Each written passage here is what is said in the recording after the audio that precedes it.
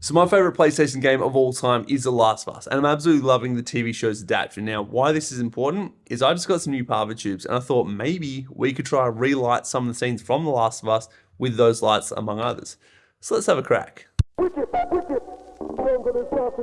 So the first scene we're going to break down is when Joel is trying to get some information on his brother. So Joel jumps the line and goes into this old radio room where this guy's got all these radios and cables everywhere, which he uses to listen to communications from the outside area to see if, he can find where people's relatives are. So when I was planning this, I really wanted to do The Last of Us because I love it and it's topical, but it's also, the sets are just so elaborate because obviously it's HBO, there's a massive budget. But because it's a post-apocalyptic sort of world, there's moss and there's mold and there's buildings knocked down and there's just everything going on that I can't do on my own. We've done what we can with what we've got, and this is my garden shed. As you can see, this set's pretty elaborate. There's a lot of space going on, and the camera had a lot of room to kind of be placed and use different lenses. We didn't have that same luxury. So here's the shots that we're trying to recreate, and this is what we came out with. Nothing?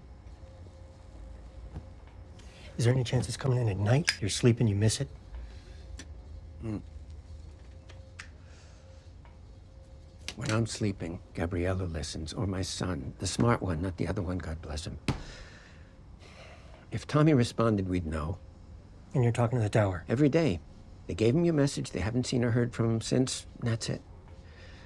It hasn't been that long. It's been 3 weeks. Now to get the lighting in the shot, we've got a few different fixtures. Right up above me up here, we've got a Nanlite pavotube 15C version 2. This is on 2700 Kelvin, so kicking out a fair bit of a warm light at a very minimal output. I think it's on about 6%. And I've got this little black piece of paper acting as a bit of a barn door because I don't have any of the barn doors and I would like to get some someday. It just helps angle that light on top of me, and so it's not spilling onto my shadow side or onto the back wall too much. Now, just out of frame over here, we've got a pavotube 30C version 2. Now, this was just giving a little bit of extra kick off that shiny metallic surface of the tin shed, just punching it back onto my light side. So it wasn't doing much, but it's these things, and it's the light up top, these little extra details that just give the scene that little bit of extra pop.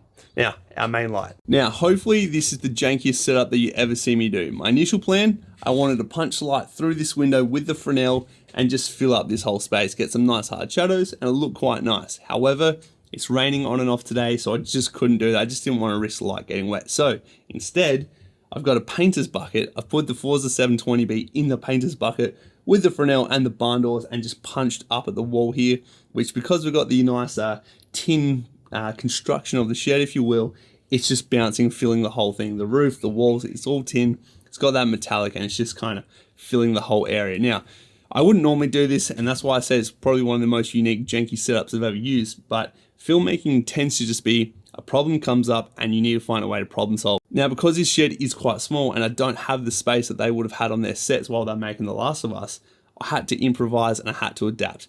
Small area, how do we make it work? Let's find a way, and that's exactly what I did. Now, as I said, because everything's nice and reflective with the tin, the downside, I did want to have quite a moody shadow side of my face. So what I did to mitigate that, I put a black sheet on this side, which is my shadow side, and that just sucked up a little bit of that reflection light and just kind of cut that out and gave me a nice shadow side of my face. First scene done, I'm going to give this like a 6 to 7 out of 10. For what we're trying to achieve here, I think it's good, I think it's passable, but it's obviously not matching The Last of Us 100%. That was also shot on an Alexa Mini, as well as some Cooke S4 lenses, which are about 20 grand American each.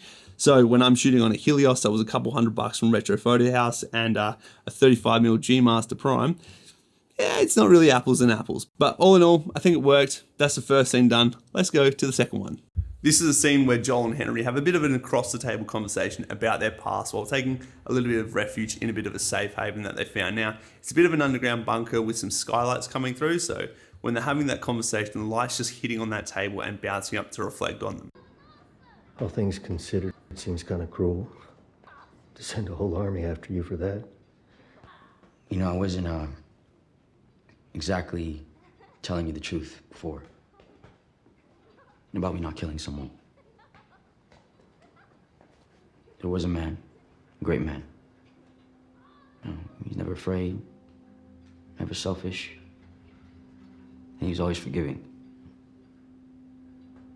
Have you ever met someone like that? Kind of man you'd follow anywhere. I used 3 lights for this scene. I used the Nanlite Forza 720B with the lantern and the softbox. This just kind of emulated one of those skylights. And the next 2, I used the 15C pavotube version 2s. The first one was just above my head. The other one was actually pointing into the lens of the camera at 2%. Now this just gives a little bit of a fade across the image because it's that vintage lens. You get not really flares, but you just get that soft kind of look. I know it's a little bit unique and it's not something you're probably going to do often, but if it looks good, it is good. That's what I always say, and I think it looks better with this on. Here I've got a tripod set up with a shirt wrapped around it, and that's just made to emulate the shoulder of Henry while we're looking over at Joel. So this is my big negative fill. This is going to catch any light that spills out of the lantern and the skirt and onto here. It should catch most of that, and it will take that nice shadow side of my face and keep it fairly dark. So I've got the 2 pavotubes and the 720B attached to the Nanlite cap. I'm just gonna quickly show what they're doing. So this is just the Forza 20B shooting straight down here. Now if I turn the hair light on, we get a little bit of extra, and then this is the one pointing at the lens. Just a little bit of kick, just does a little bit something to the frame. So if we turn that one off, see it before and an after, hair light before and after. So the pavotubes aren't doing tons in terms of actually lighting the scene itself. They're just giving those little extra accents, so these extra little hits to just put a little cherry on top and package the whole scene into a kind of a nice little box. Anyway, let's move along to the next scene. This scene is also from episode 5. This is where Joel is trying to protect Ellie while she's stuck in the car, and that little clicker is trying to get in there, and the shambler's outside doing its thing.